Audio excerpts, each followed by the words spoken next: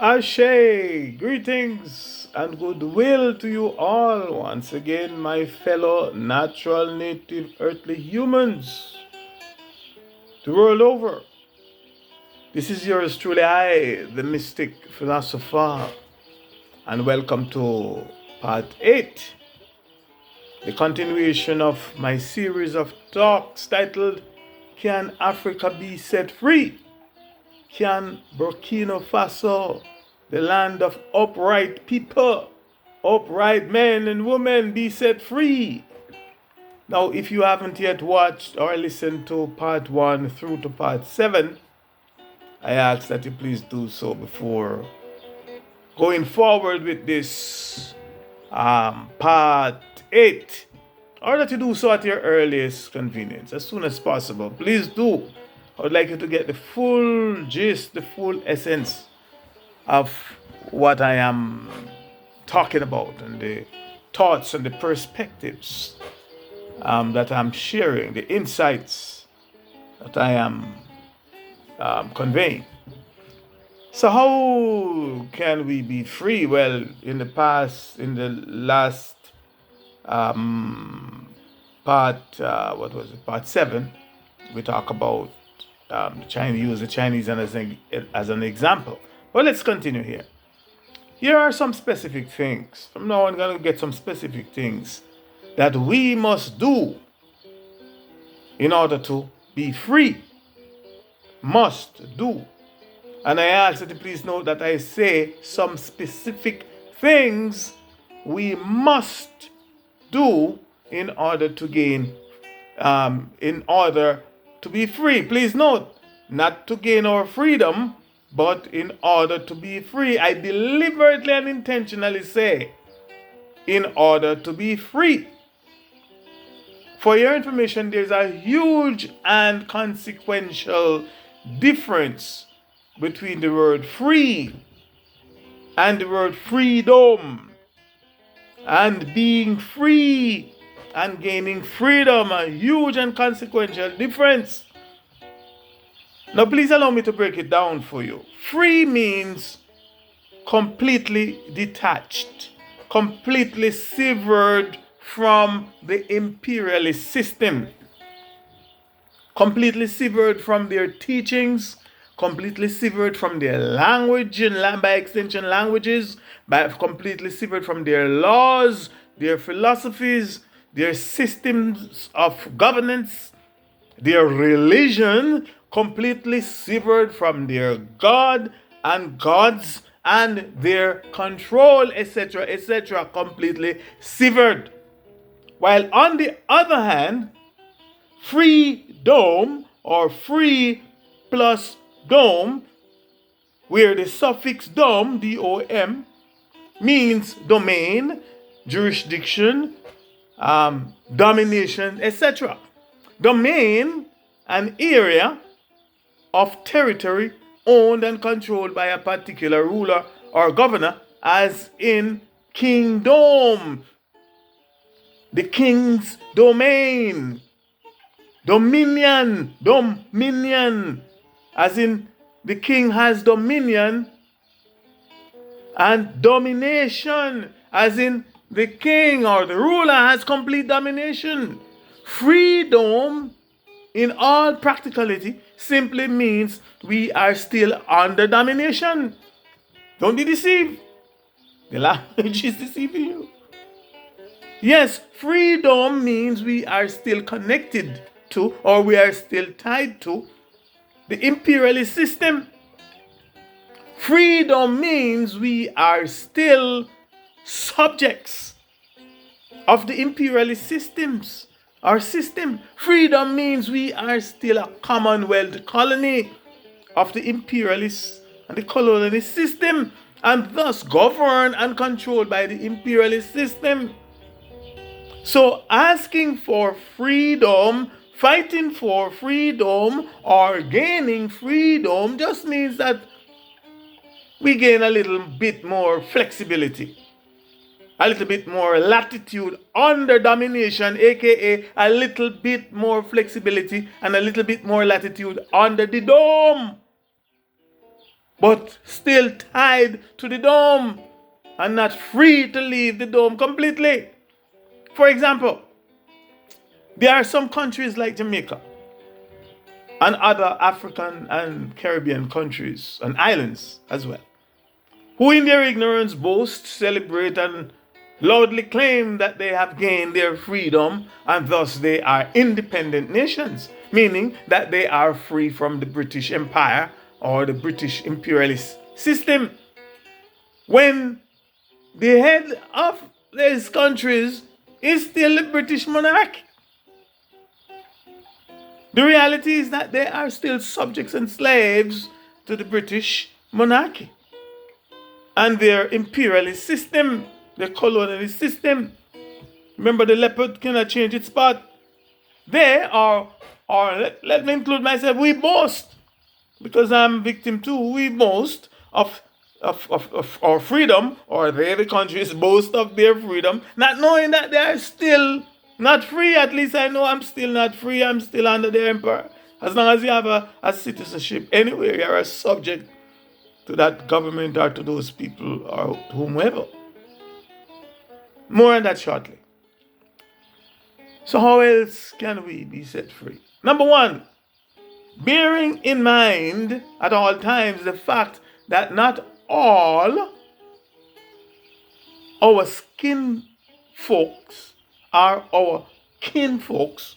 One of the first things that we must do in order to be free, not for freedom now, in order to be free in this, we must get rid of all known and identifiable traitors and betrayers of Africa, the motherland, and of our African people, home and abroad, by any and every means necessary. Get rid of them. Whether they be old or they be young, none should be spared, and no mercy should or must be shown to traitors and betrayers of our people and of our motherland, but instead they should, and that they instead they should and they must be sent or teleported or delivered to their maker and source to be judged and maybe to be born again as honorable and decent men and women. Number two,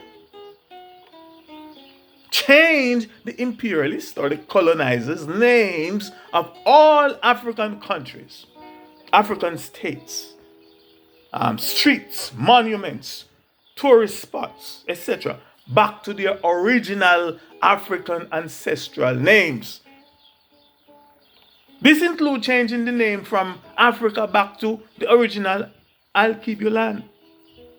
Take none of their names. I don't know if time will permit me to get into the importance of names and word, sound, energy, frequency, vibration, and symbols. Change the names of the place like Victoria Falls, etc. Change it back to the original. Can you imagine Victoria Falls? The woman don't even know which part that place is. Example, according to a website named ncesc.com, and I quote, the true and original name of Victoria Falls is Mosi Oatonia, meaning the smoke that thunders. This name was given by the local Batanga people long before the arrival of European explorers. While the name Victoria Falls bestowed by the Scottish missionary, or mercenary should be the right word, the Scottish missionary and explorer Dr. David Livingstone in 1855, has become globally recognized. The indigenous name Mosi Oatonia country continues to hold deep. Listen carefully. It continues to hold deep cultural and historical significance. Unquote. Change the name and change the game. Let me continue. Third, we'll get back to things like that later. Third, purify our minds by stop using their corrupt language and by extension their corrupt languages. The colonizers' corrupt languages. Yes, we get rid of this thing that we've been using right now. Get rid of their language. I'm telling you the solution to be completely free. Get rid of their language, or even more correctly, wherever and whenever possible, stop using their language, especially as official means of communication. Can you imagine their language are taking precedence in even government houses on the continent? Should be ashamed of that. From the Mystic Philosopher's perspective, the most crippling, sabotaging, subjugating, dangerous, and deadly bondage, which is equal to slavery, there is, and that our humanity has ever seen and experienced, is mental slavery, is slavery of the mind, and most definitely not chattel slavery, aka physical slavery.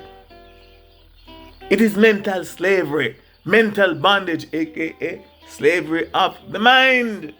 In fact, there is nothing more deadly and dangerous to our existence and survival as free African people on this side of reality than mental slavery.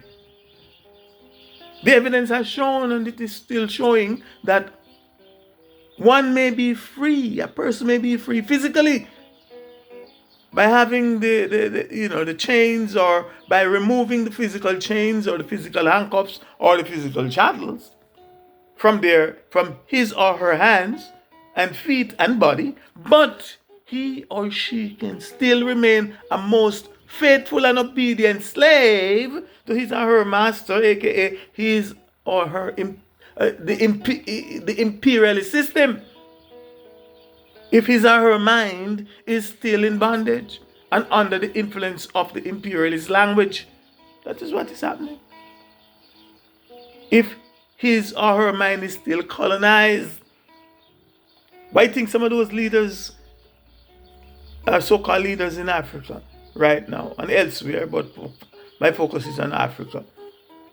Why think some of them can't let go? Because they have been trained. We'll get into that later. And wherever the mind goes, the body obediently follows. People don't understand that these colonists, these imperialists, they are some of the most dangerous occultists and spiritualists. You think they just do things by just physically? They know what they're doing. That's why they have influence for so long on the planet. And the thing that has been programming and controlling our mind is the imperialists and colonizers' language and their words and the language words. And the thing that has been holding us captive and enslaving our minds, and the thing that is still holding us captive and enslaving our mind, is the language, and by extension, the languages of the imperialists and the colonizers. For as long as we are using their language, and by extension, languages, as our main and our only source of communication, especially between each other, we are their slaves and will remain their slaves. Just think about it for a moment. Language controls every aspect of our lives. And let me repeat that. Language controls every aspect of our lives. And their language today, and for a long time past, controls every aspect of our lives. We dream in it, for example. We dream in their language. We're planning it. We're thinking it. We're praying it. We do everything in their language. So who controls us? What controls us?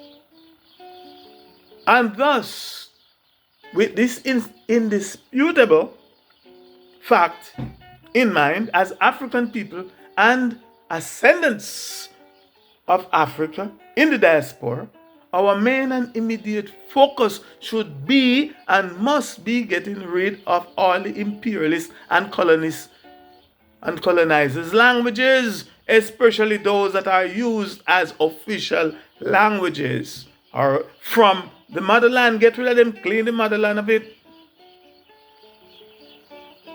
We must get rid of them from our minds and from our physical bodies as well. It's amazing how many people boast of being linguistic, coming out our people and talk about linguistics, but none of them would ever make an attempt to learn a language, our original language from the motherland. We have to wake up and come to these things, and I will get deeper into the reasons why and even how it affects us the most. This language, just like how it is influencing my mind right now, their language. We must get rid of them from our minds and from our physical bodies and replace them with our own source, cultural and ancestral languages. And this should and must be done immediately, or at the very least, the process of getting rid of their languages must start immediately and by any and every means necessary. Unfortunately, most of us are completely ignorant to where language is from, who gave it, and why it was and is given in the first place. Most of us are completely ignorant to that fact. And worst of all, most of us don't know, let alone understand, and understand the purpose of language and by extension languages, let alone know, understand, and understand the meaning and the metaphysical and the spiritual powers that are encoded and enveloped in every word in any and every language. Most of us don't know, let alone understand, and understand that words and by extension languages are from each group of peoples, or to be more direct, each race of people, source and sources. Their God, it's from their God and gods via their ancestors to their people for direct communications with them. Please join me, run out of time, so please join me in part 9 for the continuation of Can Africa Be Set Free? Can Burkina Faso, the land of upright people, be set free? In the meantime and between time, here is willing that you be more and more and much, much more, and definitely not be less. Don't be less, and don't let no one be less you, for I am the Mystic Philosopher. Ashe, Ashe, Ashe, I say.